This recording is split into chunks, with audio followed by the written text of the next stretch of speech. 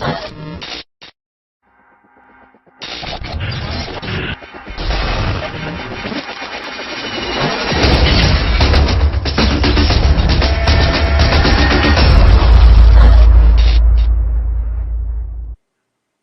everybody. Welcome to a special episode of Global Comic Safari. We're doing a crossover episode. So with me, as always, is Matt Roybal. I'm Jon Z from comicbookinvest.com. And we've got the Foreign Comics Calling podcast that Matt also appears on, joining us tonight. So we've got Ken, hey, Eric, and Steven with us. So welcome, guys. We're going to do a little... Awesome. Welcome. We're going to do a little bit of talking about some books that we acquired and just share some things to look at because eye candy is always fun. We're going to talk about some of the market we've seen recently, how the Global Comics or how the Foreign Comics Calling podcast got together, as well as whatever else we want to wander into. So just want to thank a few people before we get going. CBSI, comicbookinvest.com for supporting us in all of our endeavors. So check them out. They're doing lots of great content, not with modern books a little bit slow and not moving right now. There's lots of archive content and lots of articles just on things you can go find when it all opens back up. I'd also like to thank our friends at Paralel Evren in Turkey, who are very supportive of us and have hooked us up with some cool books that we're going to start giving away. And just if you need something in Turkey, check them out. So, guys, welcome. And why don't you start out and tell us a little bit about the Foreign Comics Calling podcast? Where do we start?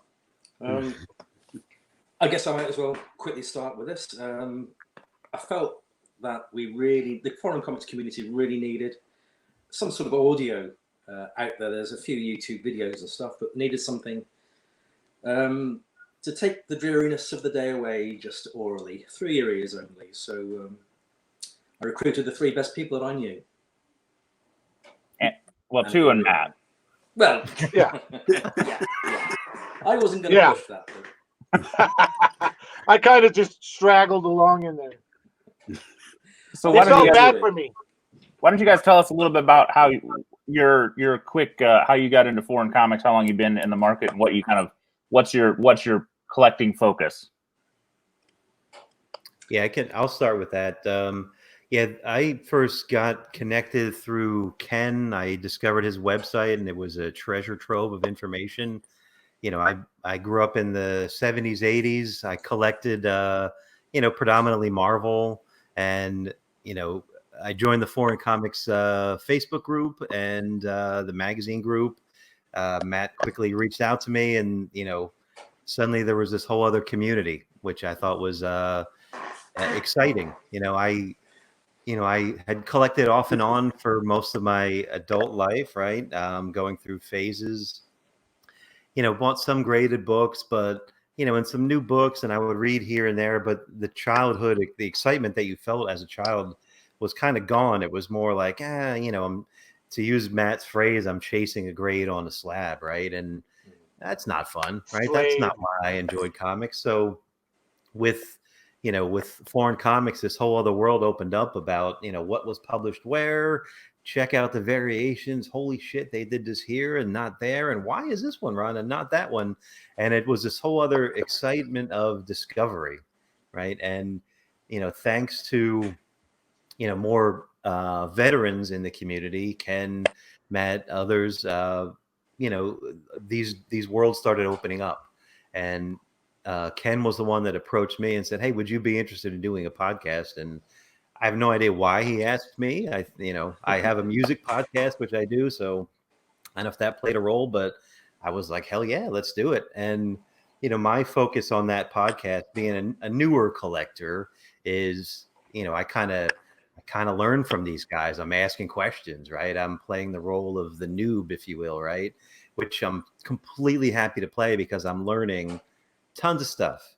Even if I know it, I pretend I don't know it so I can ask, but that's an inside secret. And Steven's probably, I don't want to speak for him, but he's probably somewhere between me and them in a way. He's maybe an intermediate level collector, but I think the combination of the four of us is, Perfect. anyone listening kind of has a hook, right? They can either get into it through my newness to it or Matt's veteran expertise in it, right? So I think we have a good blend. Plus, Ken with his accent makes us sound like we're authoritative. It makes you sound exotic. way smarter, right? Yeah. The bluff works very well. I must admit. It's exotic. It's like, Love it. and it's awesome because you all feel like 16-year-old girls. There's that Englishman. For sure. That's my intro. How I would say we come together and what the Foreign Comics Calling podcast Can I is about. just interject there very quickly, Eric? Because you hit the nail on the head very much so. With I kind of picked you, my amigo, because I wouldn't say you were a newbie. You've got a massive interest in foreign comics, but it is a refreshing take, and I figured you'd be that refreshing guy on the not starter blocks as such, but you're there. Does that make sense? I think it does. Yeah, and Eric's got. I mean, if you ever want to hear a really interesting podcast and you're into music, listen to Eric's podcast. What's I forget the name of it, Eric. The Odds music and podcast. Sods. Yep, Odds and Sods. Yeah, so he brought kind of also the structure we needed. I think Eric brings that structure, and that really helps us out. And we all kind of add this really good chemistry. And Steven brings, his collection of signatures and his ability to work throughout the grading companies. And I mean, we all have these unique areas where we come at it from and combine. And I mean, the audio podcast is neat also because not only do you have that, it can be a little bit more long form. So we can really dive deep, like just drown in the shit. So. Well, I gotta say, for Steven, a guy who does an audio podcast, your backdrop there is amazing. I'm very envious right now. Oh, thank you. I can't even see it all, but I love the look of it. Yeah, that's an amazing man cave right there, man. Yeah, my entire house is a man cave. Being that I'm single, and live by myself, pretty much my entire house is a man cave. And because I have vaulted ceilings in my living room, I've got wall space out the gazoo. So, love it. Yeah. It's like a gallery. Yeah, pretty much everything from signed prints to original page pieces to, you name it. So how'd you drift into the foreign market? I met Tim Bildhauser is how I got into the foreign market.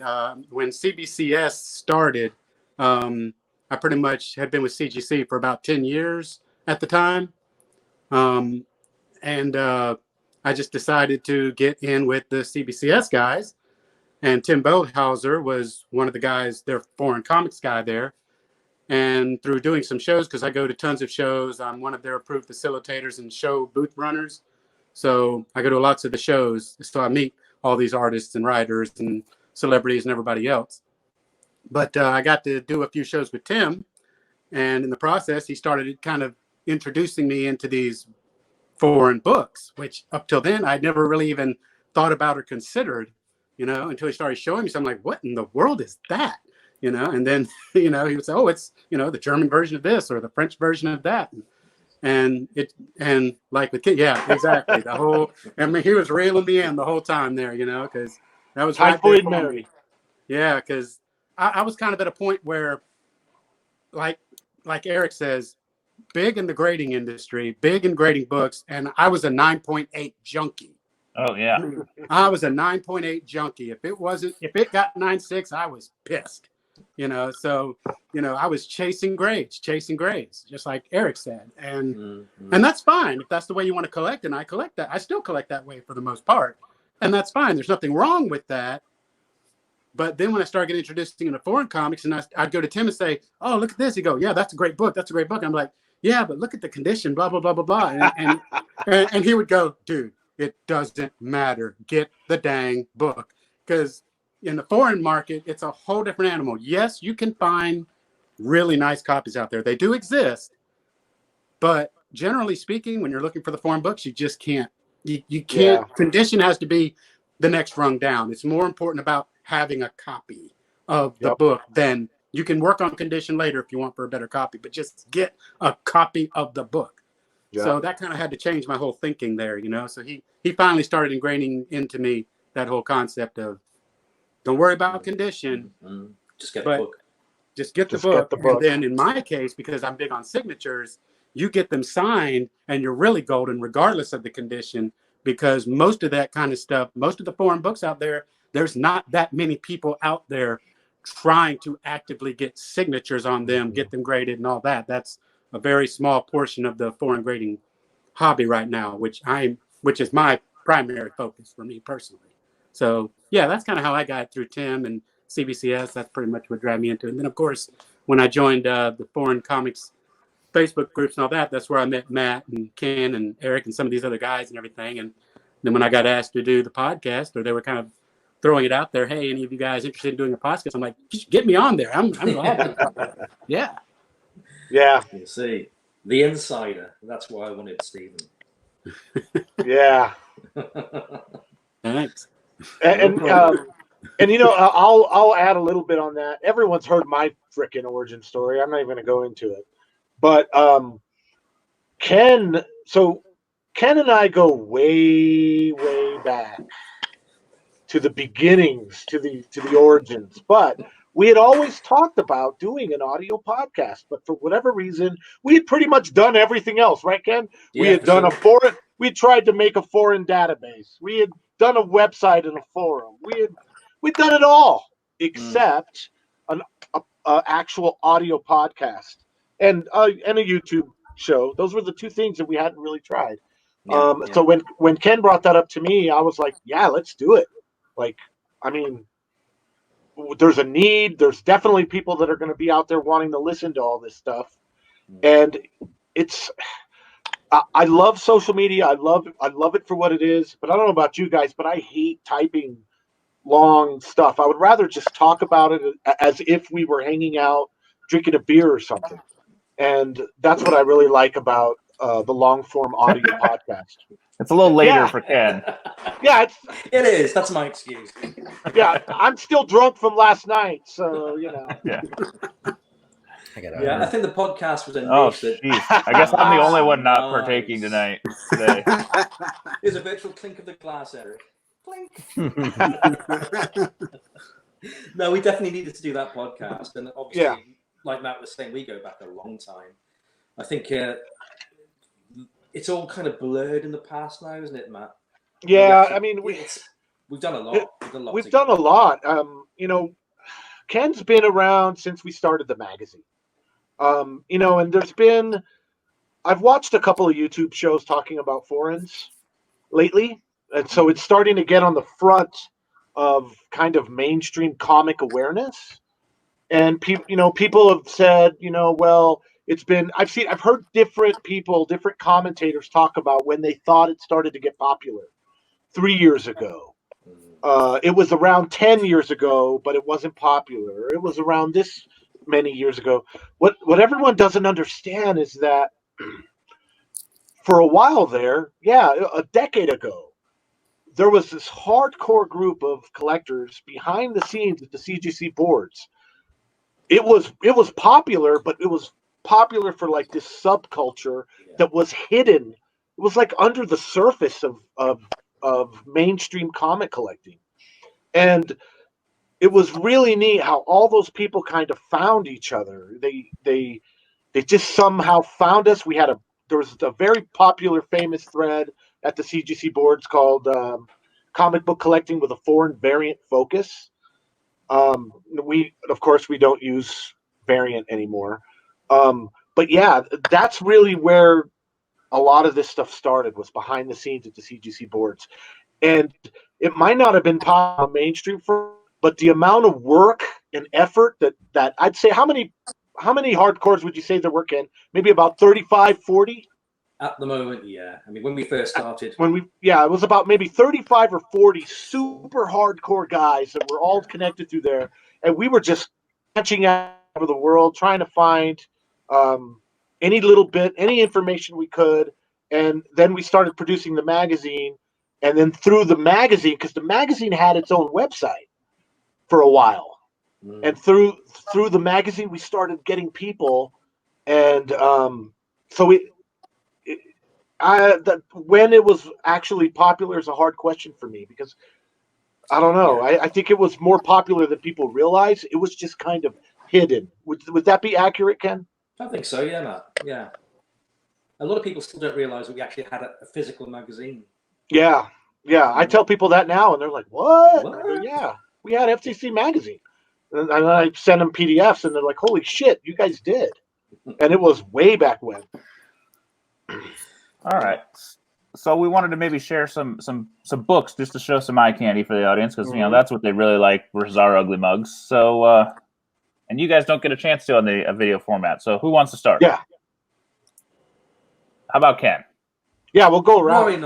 Why not start with me for a change? All right, Ken. What'd you bring to show today? Well, I don't even think I've shown the guys here what I've got here, but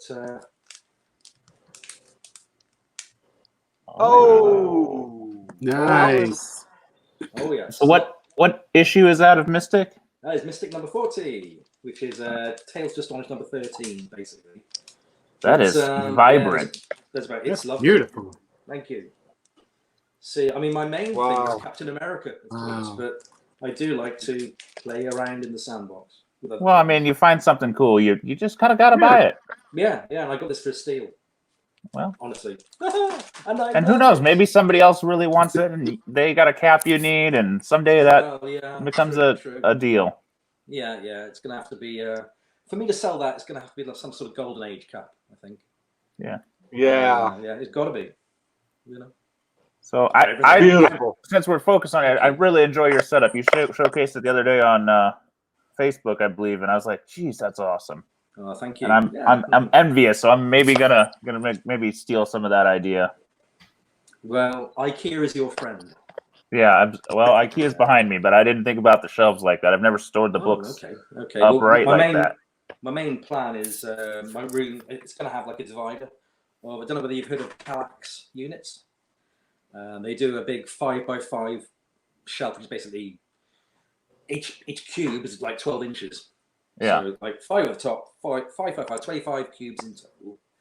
And all these are going to be moved into that. And then all the rest of my comics, yeah, indeed. All the rest of my comics will be moved right across the way. Okay, so you're going to move the hardcovers into the bricks and keep the comics like that. I like it. Doesn't look as pretty, but it's still prettier than ugly white boxes that I have. Oh, so okay. I mean, it's not as pretty. Look fine. It's not as pretty as the hardcovers across there, but that still looks better than white boxes piled upon themselves like the corners of all of our rooms, I'm sure. Yeah, I mean, my wife is going to hate the idea. I've already broached it, and it's already had the big thumbs down. Oh no! Well, yeah, but it's basically find me some more room. Yeah, and we can't. So this is the way it's going to be. Hey. That sounds really hard, but you can't get rid of them. So it is what it is. Exactly. The wife nor the comic. So yeah, you're stuck with both. I don't know. I have a shovel. I have some quick line. Don't tell her that. It might be you, God. Yeah, you'll be the one. We'll go. What happened to Ken? Indeed. Good job. We've got hard clay soil, so it'll take a while to get that shovel through. All right, Eric, did you bring something to share? A couple things. This is new for me, which is pretty cool. Beautiful. Nice. Beautiful. Woo. This is it's funny because I don't collect keys, like major keys, because this is a rabbit hole to go down, right? An expensive one. Yeah. Oh yes. Yeah, I sold my 181 a few years ago. But I saw this on eBay and I couldn't pass on the price, so that's a new one for me, which I'm pretty So what issue number is that in La Massa? This is volume 3, number 40. Okay, so it's the Hulk 181, just to keep your podcast or viewers in the loop. And the redrawn. The art is redrawn. Yeah. Eric, what's the spine like on it? Sorry. Every La Massa I've seen. What's the spine like on it? Is it quite a uncreased spine? It's not great, but it's it's good for me. I'm I've seen like a lot worse. Yeah, it's not a conditioning thing for me. It's passable. It's reasonable. Just happy to have it. And I got these recently, which I'm pretty proud of. Which is I collect a lot of Black Panther, Luke Cage, things like that. So I got Oh, Nice. Greek Black Panther 1. I love that one. Very Kirby cool. Panther. So there's 1. There's 2. And these also have Red Sonja and Howard the Duck in them. Oh, Oh. neat. Pretty cool. Oh, I you got a grip. That's Oh, nice. nice. I think if you Wow. find Greek books, you buy them. That's Yeah. my Yep. theory. Love it. Cabanas Hellas Greeks are some of the neatest Bronze Age foreign marvels, in my opinion. Mm. Wow. Number 7, one of my favorite covers ever. Wow, you got a bunch of them. Jeez. And number 8, and I think that's the full run. So Yeah. Nice. up all from one dealer, thanks to Chris Macro. Yeah, I'm real proud of those as well. Outstanding. Yeah, that's a killer haul. That's lovely. Yeah. Especially when you can get that many Greeks, Eric, in one shot, because Yeah. the cabanas can be tough, man. I mean, Exactly. so yeah, that was smart buying that whole lot. Yeah, and it Yep. wasn't crazy expensive. It was a reasonable price. Like I didn't, sometimes you buy something you're like, I don't know that I should have spent that, but in this case, I was like, great, I'm down. Because like you just said, Matt, you could spend years probably piecing it together, but Yeah. I did it all in one swoop. I was like, I'm in. Yep. Make it. Yep, so. you got to do it, especially with cabanas books, because Yeah. particularly, and what's interesting about those books too is sometimes the earlier numbers in the run are easier than those later numbers. You're like, probably few can't find them. Yeah. Very true. Yeah. Yeah. Yep. I also have a Thor one from Cabanas, but the condition is, to borrow one of Ken's phrases, quite dodgy.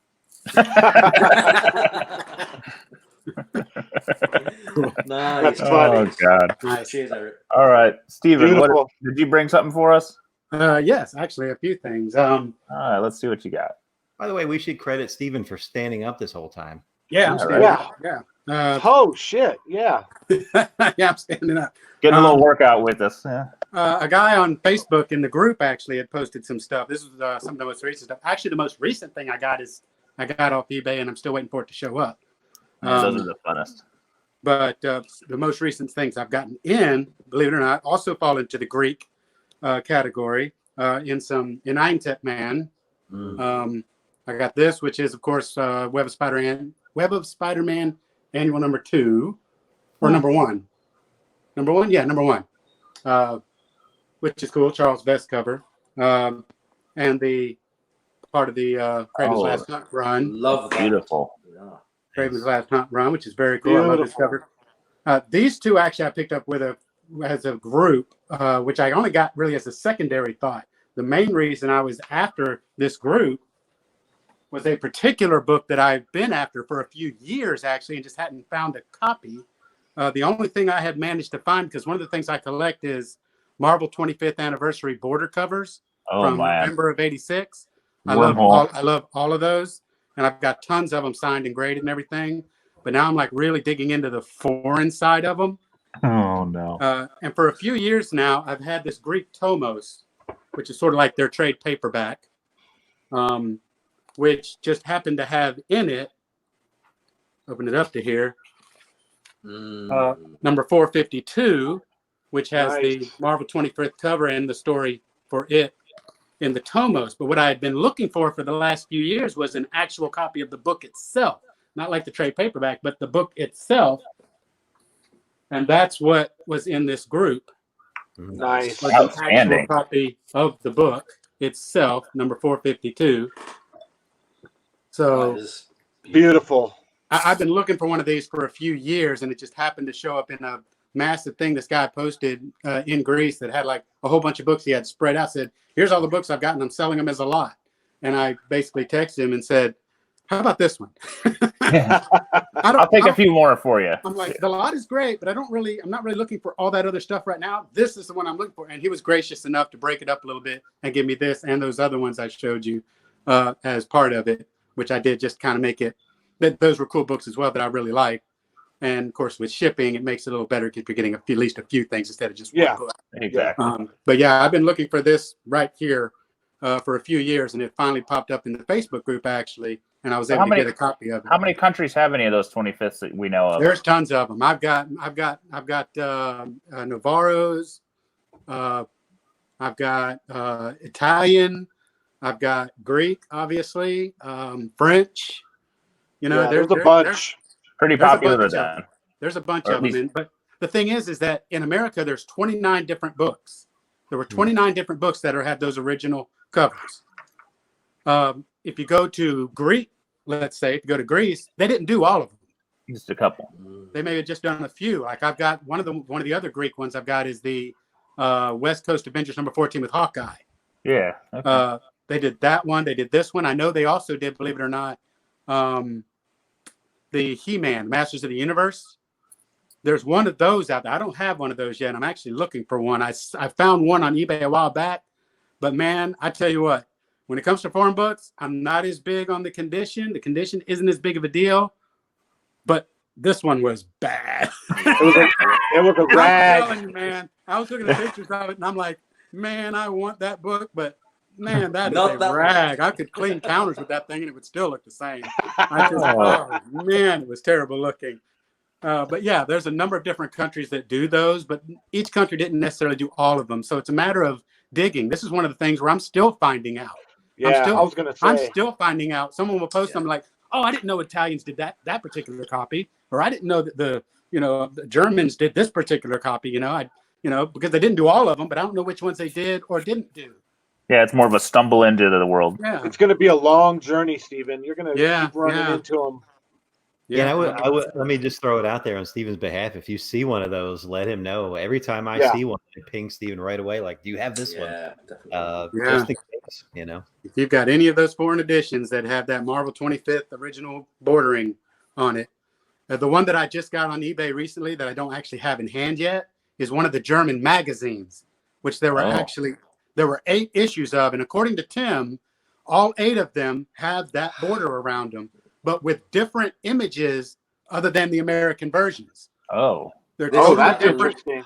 Totally different cover art, and they're magazine format size, done in Germany, and they all have that border. But it's like they were doing a magazine for this particular, like the X-Men. The one I got is the X-Men, and they have X-Men stories in there. But here's what I think they were done in '88 or something like that, and so they've got that border, which is actually what I want. I want the border. So even though the art is not the same as the American versions, it's part of that cover. So for me, that's just as viable as any other, Marvel 25th. So can I throw a question out there, Stephen? Does the art have variations in it? Like some of it must have text over it, must be different sizes. Is it inked differently? Some of it is like obviously like the Greek I showed you there is a little more Ashcan-y sized than it is like full comic size.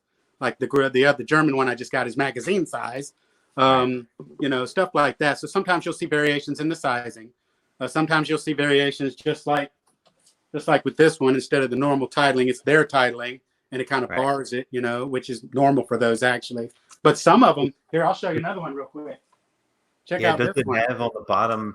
Yeah, on the bottom right. Oh, wow. Yeah. Look at this. This is Turkish. This is Turkish, yeah. And what they did here is they actually only took part. That's crazy. They didn't even do it on this side. They only took part. They cropped it down and they put it on that side, and then they put the Spider-Man image on the whole darn thing, then they put a little corner over here where the Hulk is. Well, it's not even the same image. It's a completely different Spider-Man. And this is actually from Marvel Tales 193, I believe, which is a Marvel 25th in America. This is the same image you see on that book. It's just not the But Spider-Man. it's formatted completely differently. It's not all the way around the cover. It's only on part of it. So yeah, there's variations like that out there. That is cool. I love Turkish books. That feels like a rabbit hole you're going to be in a long time. Oh shit, that's a journey. I would say, Stephen, too. The German guys are really good about helping people get stuff out of Germany if they need help or finding stuff. So I would use them as a resource and see if they can find you some more of those German magazines. Yeah, I'm definitely going to be on the lookout now for those other issues of the magazine. Tim told me there were 8. I think he said there were 8 issues, and they all had that border. So that's awesome. Yeah, cool goal. All right. I had something I'll show off. I got one thing I haven't had a chance to show yet.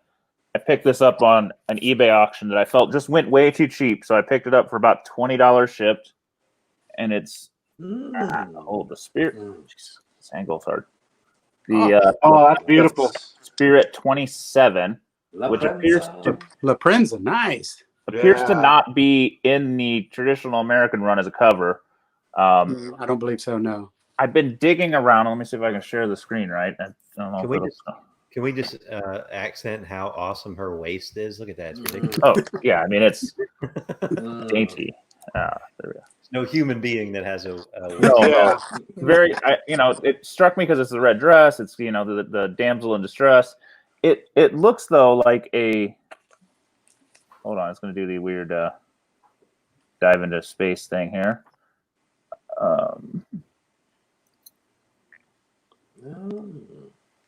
Looks to me like this one, which is the Spirit 21, and potentially just way redrawn.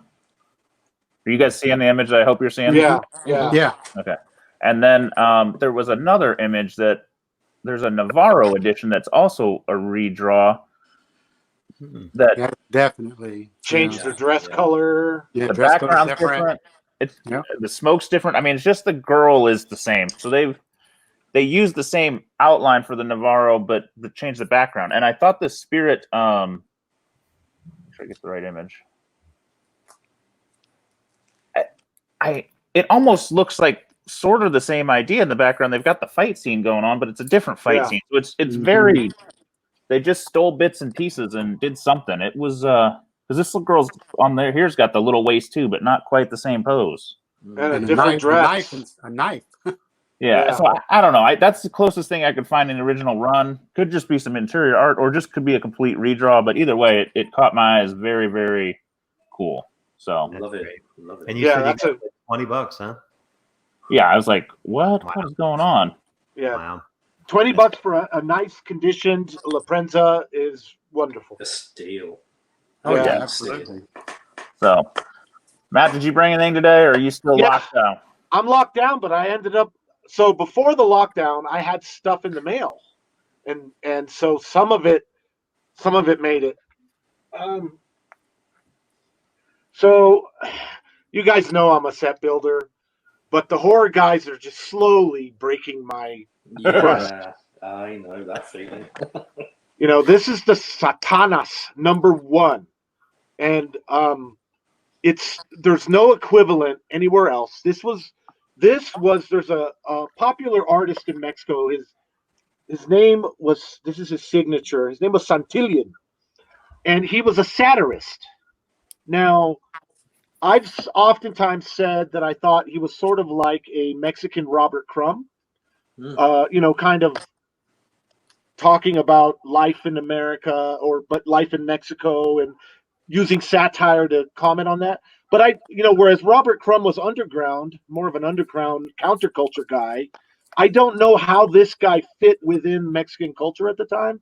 I know he was producing a lot of different work in a lot of different places. I think he might even been an illustrator for magazines, all kinds of stuff. But this is his book, Satanas. And the interiors have lots of Satan in it, of course, but some women and like some scenes where it looks like it's kind of your classic Satan trying to tempt people to do the wrong thing, But what struck me about this cover was that he drew Satan like a really nice guy. Look at that face. I mean, that doesn't look like the type of guy that's going to get you into trouble. I mean, no, other than the horns and the ears, but he's really got a happy face. He's got a really happy face. He seems very approachable. Like you could just walk up to him and go, "Hey, dude, I need some help. Would you help me?" Like this is the guy you asked to help you move, right? I think I played with that guy. Yeah. So anyway, I saw this, and like I said, the horror guys are really. I've been trying to build up this crust to keep from changing focus, but it's not working. And this was a gift. I had forgotten this was coming. So one of the guys in the group, Peter Jacow, his name is actually, though, Peter Dreskow. he connected with me, and I'd helped him find some stuff, and like we always like to say, get him sick, which nowadays with the coronavirus going around, I don't know if that's the best metaphor. Yeah. But so he knew I built the Batman 423 set, and in his travels out there digitally, Peter found the Cinco, which is the Spanish Batman 423, and he sent it to me to say, hey, thanks for getting me sick, basically. Again, I don't know if that's right. And so it was just a really wonderful gift. And so I opened it up, and I was like, man, that's beautiful. So, not a lot of change, not a lot of change from the American. But I love it. It's a clean copy, great spine, just a wonderful gift. Thank you, Peter, for sure. Beautiful. So those are my two, and nothing more than that, because everything else that I have is on hold until the world gets back to normal. Well, and that's okay. I mean, we were discussing before the show that most of us aren't buying a ton. I mean, I'm buying stuff as people that already have shipments on hold for me kind of say, hey, I found this. I'm like, yeah, okay, I'll add that to it. But that's about all I'm doing is just padding shipments at this point. And wait. I think I think it's safe. I think it's a safer thing to do.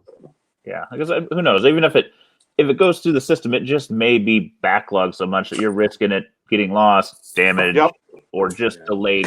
God knows where in customs under a desk. So just kind of hang out, and there's plenty of things to be found internally too. I mean, if I see something in America, I will grab it and go, but I'm not going crazy like sometimes we are. Well, and you guys want to hear a horror story? Sure. Since we're on the topic of horror, so a guy from the group, I don't remember his name right offhand, but he contacted me. He had actually made a trade with Robert, John. Yeah. And so Robert sent him a Japanese Playboy 32, and a non-canon Spidey. Huh. He got a message that package had been intercepted by customs and was under review. Whoa. And as we know, I don't know what it is about Canadian customs, but I think they're very aggressive. So JF Tremblay, who everyone should know is one of the best sourcers in the game, another old school guy in the group, he had a situation one time where he had a Los Hombres X1 along with a Navarro that it was, I don't remember the title right offhand, but it was so rare that we'd only seen two of them. It went through Canadian customs, and an asshole took a box cutter right to the box. Oh. Sliced it right down the middle, and luckily his Mexican X-Men one survived. But that really rare Navarro sliced right through the cover. And so this guy hit me up and was like, is there something questionable in the Japanese Playboy? And I said, no, not at all. In fact, the Japanese Playboys were pretty tame by our standards. Oh, yeah. And he was like, well, I heard a horror story that some manga was stopped by our customs and inspected, and a guy got fined. I guess they have issues with tentacle porn there in Canada. There's a lot of it going around. Maybe they've got issues with their tentacle porn. So, with their manga. So he was afraid that they were going to stop it and not let it go through. And I said, no, dude, that's not what I'd be worried about. What I'd be worried about is an asshole with a box cutter. Yeah. That's a horror story. So anyway, just on the subject of mail and why we're all trying to be extra careful. Yeah, we got to be extra careful. I mean, I am making a foreign purchase on local American eBay. So I think within the American mail system, I feel comfortable buying something, but out of country, not really. Yeah. So just in general, before we started recording, we were discussing, my spending has slowed down. Not that I'm an extravagant spender, but there's uncertainty, right? So that makes it. There were books that I saw that were in the $200 range that I might normally pull the trigger on, but now I'm like, I should probably wait until this passes just in case, right? Like I don't want to buy something and then, suddenly be unemployed and be like, man, I wish I had it back or whatever, right? So, and it sucks because it's on the dealer side. You guys can probably speak more to this.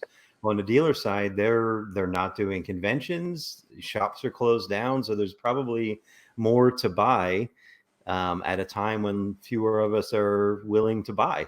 Yeah. Well, I know some people are not buying, but things that I'm seeing, I have a lot of people I know in the American market selling and buying, and they're like, there's a lot of books selling now. Not the big boy books as much, because I think that's where the money's tied up. But a lot of the small, like 10, 20, 50, $100 books, they say are flying, because I think people that usually were saving up for the cons and saving up to go to all these things aren't going, and they're like, well, I may as well buy those books I wanted.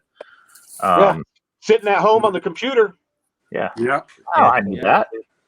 And we were talking also that we've seen some pretty high sales, borderline record sales on some of these books. I think probably we talked about the La Prensa 180, the Big Booty Gwen. Yeah. 180, right? Not 180, 180, not 181. And Robert had talked to a couple of the guys that had sold them, because they're members of the group, and they were best offers through eBay. But one guy, well, one was about a 3.0 by his estimation, sold for $625. Wow. And the other one was a direct sale, I think through the CGC boards or through the Facebook, was about the same grade and sold for $600. Now we know someone that paid $600, but his was significantly nicer. We're talking the 8-9 range. Yeah. So for recorded sales that I've seen anywhere, I haven't seen anything over about 3 or 4 on that book. So it's moving. It's becoming a little more mainstream. I know a lot of people are kind of like, oh, I've heard of that. I've seen that. We've all seen the wedding issue kind of blow up. I just haven't seen one in a while besides hearing about that Mexican group. Matt had pointed out a couple that I have not been able to pull over. Sorry, Matt, I was going to do that, but you had sent that there was there was a big sale of Mr. Miracle 1 Navarro. I mean, it's a rare book. I'm trying to pull up the price that one went for. I mean, it's hard to find that book, but we never expected it to hit what it hit. So it went on to eBay, and it's the Marvela Navarro 191. And like I said, it's one of the rarer books. One of the reasons those Navarros are kind of hard to find, especially those second-rate keys. I'm not dissing on Kirby or anything, but Mr. Miracle's a second. I'd say it's more of a semi-key. But the Mexicans were Marvel zombies. They really did not. I just don't think DC really turned them on like it did some other places. So that book is hard to find. It sold for $328 on American eBay, and that is a record, I think. A lot of us were following that auction, and we thought on a good day that was a $100 book. Boom, just $328. Yeah. Well, you got people looking for it, and you only need a handful of people looking to buy. Yeah. And then a book like that isn't going to pop up again, and they're like, I'm going. And 2 people competing for the same book. Mm-hmm. Another record sale, the Russian bootleg Star Wars. I know a lot of people probably never seen it, but what it is, it's the very first Star Wars in Russia, and they bootlegged the shit out of it, and they made Chewie like a rat man, and they did all kinds of crazy stuff. It sold for $499. Wow. That is a record. I mean, even as rare as that book was, I'd never heard of it selling for half of $1,000 before. So there are definitely some records with some of the foreign stuff happening. But like we were talking about, guys, it's chaotic. It's all over the place. You got people pulling back, people. I mean, it's a weird time, man. Unprecedented times. Right now. You've got dealers out there pushing out stuff now that they normally would have never done. Now they're pushing it out there because they need money. So you're seeing more of the stuff that was harder to find before, but now you're starting to see it getting exposed out there for sale. So you're seeing more stuff, but then you're having a mix between people who want it, and they're willing to, but in some cases they're not working, like Eric is saying, and they're trying to be careful and they don't want to spend a lot. So the stuff isn't necessarily selling for what the dealers would originally may have wanted, but if they're really trying to move it, but then some people, they're like, you never see this, so it's worth it. And then they go after it, and you get 2 people going after it, and boom, boom, boom, boom, boom. So so it's like Matt says, it's just chaotic. It's all over the place. yeah, you never know when you're going to see something that you haven't hardly ever seen, if ever.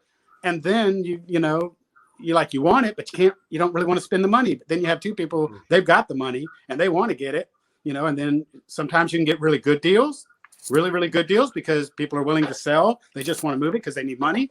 Yeah. And then sometimes you get it like this, where you get two people who have the money, they never see this, they go after it, and boom. Yeah, Yeah. and then you have Ken Worthing's voice in your ear saying, "If you see it, buy it." If Buy you it. see it, buy it. Yeah, Ken, you have an angel going, but what about your job? You might lose your job. And then you have this devil. His name's Ken, wearing Well, a here's- strangler shirt on Yeah, his that's the story in that Hey, satanic going, book, right? buy You it. can eat oatmeal. No, you won't say that on proper food. No, oatmeal's Yeah. good. Yeah, you're like, I'm gonna have to. That story's in that satanist book, right, Matt? Yeah, exactly. Yeah, Ken's in there wearing his strangler shirt. So I was just You looking because guys. I track La Prensa sales just in general, just because it's a search, and there have been so many La Prensa books sold on eBay in the last even 5 days. It's insane. I mean, there was a run of the non-canons, but we're talking just Fantastic Four stuff, and you know, all these other things. So there's just, it feels like more people are kind of looking for some of this stuff, whether it's just their key issues or their favorite covers or what. I mean, it's, you know, Fury issues and you know, some of the minor key Fantastic Fours going, and just X-Men. Just lots of stuff selling that I used to just kind of sit. You know, you'd see all these books and be like, $40. Yeah, I might do it for 20. Now they're going. They're going. Well, that brings us to the question: is there new blood in our hobby right now? Has Foreign Comics Calling as a podcast and our YouTube show, and you know, I've noticed that there's been new you know, some of the other comic YouTube channels also have people talking about it. Is there new blood in the hobby? Our friends at Simple Man's Comics, who, you know, are some guys we know, did a little. They do a 3 Up, 3 Down show this week. They do every week, but they did one this week, and one of their 3 Ups was foreign comics, and just they're seeing all kinds of sales going, and gave us massive shout out. So thank you guys, and we appreciate that. And you know, we've seen seen it on Comic Tom. We've seen it some other places, so it is gaining a little more talk point. And with people being stuck at home more right now, I think that's adding to it, because now they're on the web more. They're looking more. They've got more time on their hands to seek and search this stuff out. So true. So, interesting times, definitely. See what happens as we keep going forward with some of this, and see what time frees up, and as money gets a little freer. Do these prices look like a deal next year? Or does it a little blip on the map because everybody had income and they're just buying something different? And we're stuck inside. Who knows? Yeah, I don't know. Yeah, here's one of my rationalizations in spending. Like I said, I've slowed down drastically, but I'm also not going out to eat as much. So I could free up some of that money to, you know, if I was spending $200 a week to go out to eat, if I'm now spending $100 on foreign comics, I'm still netting $100. Yeah, that's true. I definitely know the spending on some of those other areas are definitely down, and you're like, well, I'll splurge on that. I'll treat myself. Right. No movies. No nothing.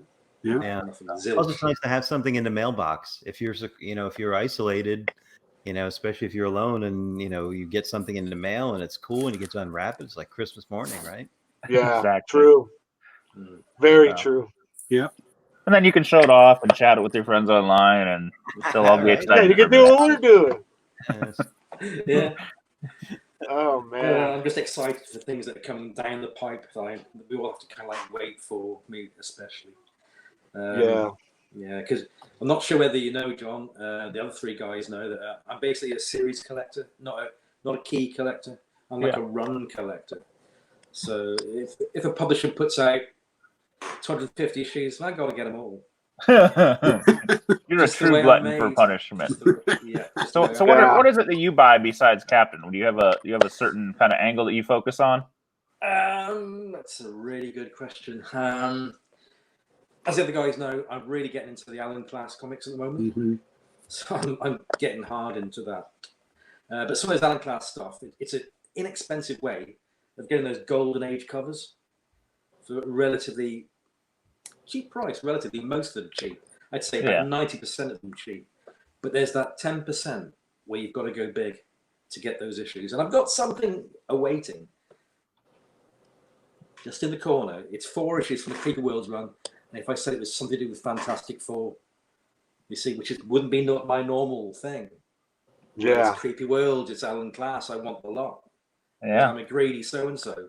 But once you get 4, do you have to buy the rest? Yeah, I got a fair few, but yeah, I need those 4 issues, and they're on the. I have a seller who we've made a deal. So, You're just waiting on the world to free up. Yeah, and the seller understands that. He's quite happy with it. So good. Cool. Good. So that's my little thing. Tearing my Anybody spirit. For me, you know, and I mentioned the Marvel 25th, but the other thing I really like in my collecting is DC mystery format books in foreign editions. So all the stuff like Unexpected, House of Mystery, House of Secrets, Ghosts, Witching Hour, any of that kind of stuff, but done in foreign editions. Any particular reason, or just those are things that attract I just love those books. I really just love them to death. And I'm a big Bernie Wrightson fan, Neil Adams, the classic Neil Adams, you know, even Dominguez and those guys, Luis Dominguez and those guys who did a lot of the covers and work and stuff in those books. They're just awesome. I absolutely love them. And I really like it when I can find those. Also, birthday books. This is the other thing that I like collecting books that were published the month of my birth or have publishing dates of the month of my birth, which for me is June of 73. So I will look for, there's the American version of these books, which were done in June of 73. But then once you get into the foreign side of that and you're looking for these same covers of these same stories, they weren't always done in 73. You know, they were done in the 80s. They might have been done in the 90s. Who knows when they were printed in these other countries. But there's still the foreign edition of the American birth month books of my books. So I want them. You know what I'm saying? So yeah, like House of Mystery is 214. For me, it's 214, which has the great Bernie Wrightson cover with the voodoo doctor, his hand kind of coming up and the people's faces on the tips of his finger. Yeah, that's an awesome yeah. Really cool book. I've got an American Bernie sign one that I had Bernie sign himself a couple of years or so ago before he passed away. And I wish he was still around because now I'm starting to find these foreign editions of these books, Swedish edition and, you know, Norwegian editions and other kind of versions of it, you know, but that's another whole category there. So for me, it's like, you know, I love any DC mystery format, but I also especially love anything that's a birth month book for me. Oh, God. Which could be anything DC or Marvel, you know, anything of that sort, or even Warren magazines. I mean, you name it. You guys got some hardcore sicknesses going on, man. I'm still mild in this book. Yeah, I think. well, yeah, and it just gets worse. Steven, I'd like to say you've had some really good luck picking up Filipinos lately, dude. Man, I've found some really good. That's the other thing for me. You've had some luck. I really do like. I've really gotten into the Filipinos here in the last 5-6 months, and those National Bookstore editions, man, they're tough to find. Really nice. They're tough to find, and they're tough to find. They're tough to find, period. So those really fall into that category of once you see it, if you want it, you better buy it. As Ken says, because those Filipinos, condition really doesn't matter because they are so hard to get your hands on.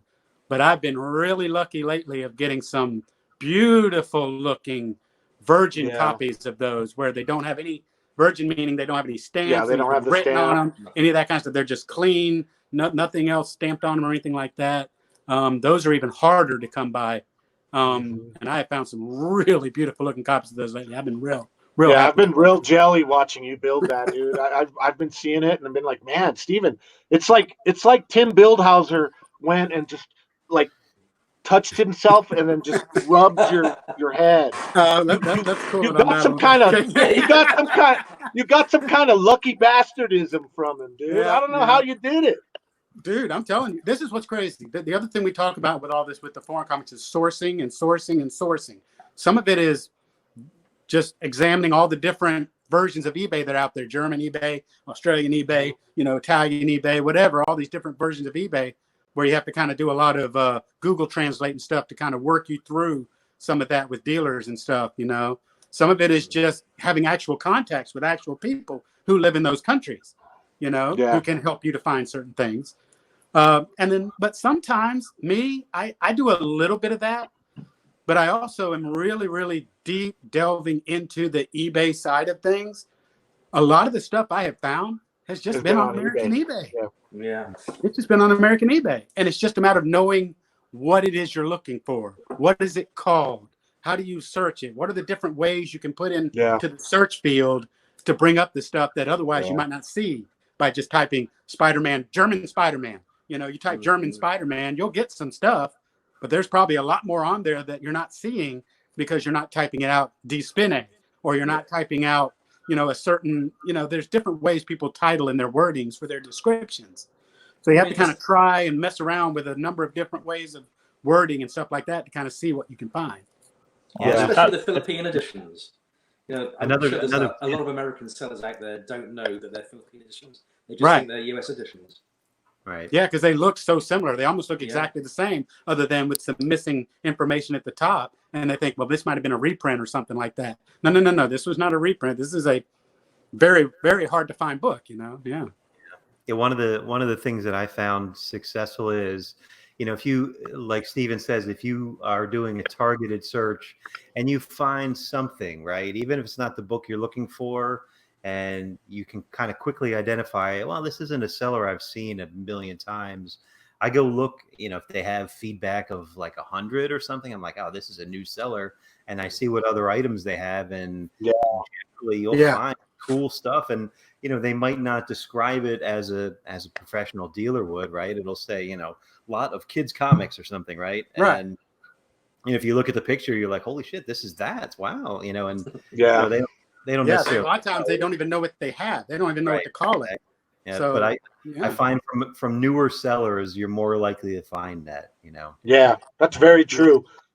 And there's another interesting tip that I think is actually the most related to the lucky bastardism that Tim Bildhauser does. It's hard that we all can't do, and that's that if you think about what time it is on the other side of the world. So let's say you're looking for a Greek book. A lot of people post stuff on eBay or on their auction sites in the morning or at lunch or at certain times. Tim used to always say, I have some of the best luck at 4 o'clock in the morning. 3 and 4 o'clock in the morning. 3 or 4 o'clock in the morning, because let's say someone's in the Philippines and they post something on Filipino eBay, but they also click that box that lets it be international so that you find it.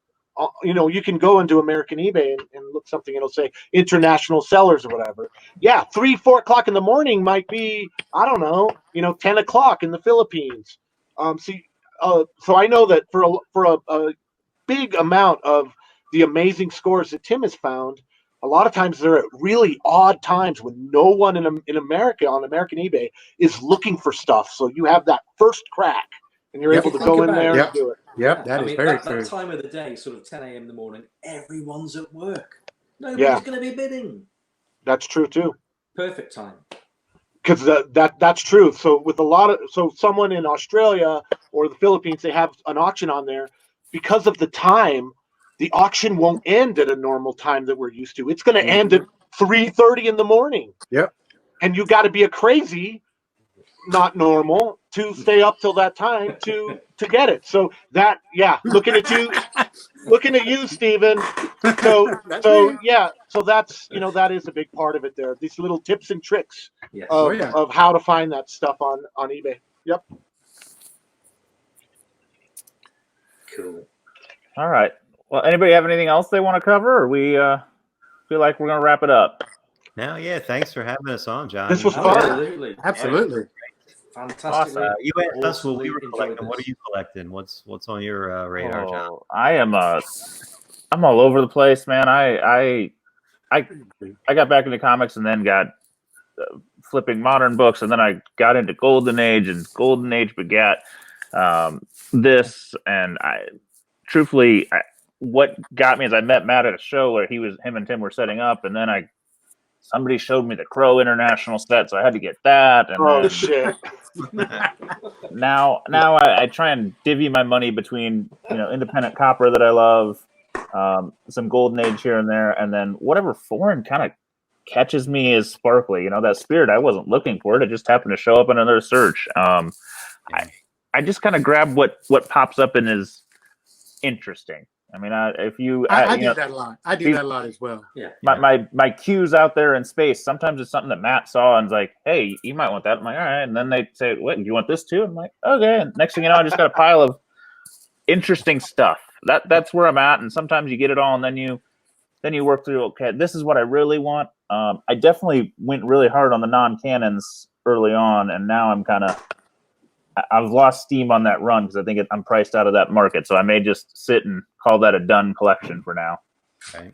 Well, and a lot of those later ones, John, they're just not coming up. Like you've got John's got like a freaking short box of those non-canons. But the problem with that non-canon run, if you're trying to build it, is those later issues are a fucking bitch. They're so hard to find. I got 182. I haven't seen anything past it. I'm missing a big chunk in the 170. So yeah, they're just harder to come across. The early ones you see way more often. So, all right. Well, thanks everybody for coming on. Check out the gentlemen on Foreign Comics Calling podcast. They'll have an edition of this running. And thank you all. Shortly. And this was we'll fun, be back guys. with you soon. Absolutely. Yeah. Thanks, John.